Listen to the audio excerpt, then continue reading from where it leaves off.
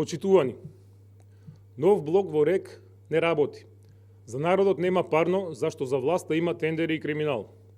Во сред зима, делови од Скопје немаат парно, неизвестно е дали утре ќе има грејење, затоа што некои од неспособната влада на чело со пионот Ковачевски не преземале мерки за набавка на ефтин газ, кога тоа го правеа владите на државите во регионот и Европа.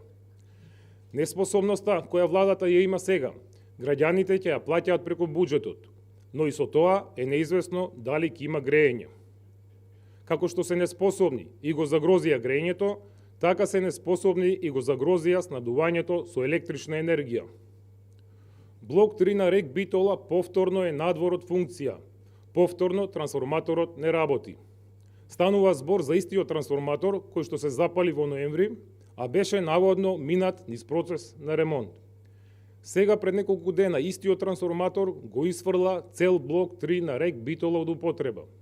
Поправката на овој трансформатор од технички аспект е многу дискутабилна. Со техниката не се игра и истата не трпи импровизации.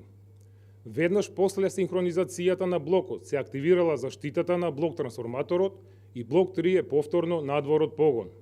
Првите контроли и надзор од стручните лица укажуваат на внатрешен дефект на трансформаторот.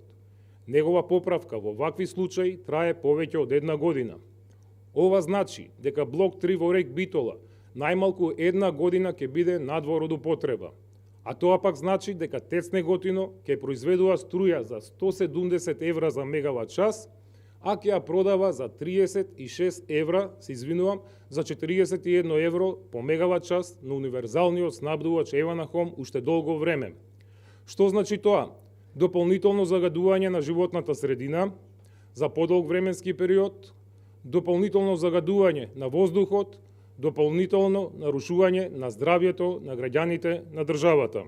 Повеќе од јасно е дека СДСМ ја уништува енергетиката во Македонија.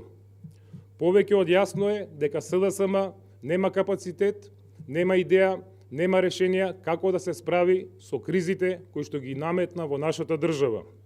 Несериозноста, лукративноста и наетењето не водат кон подобро.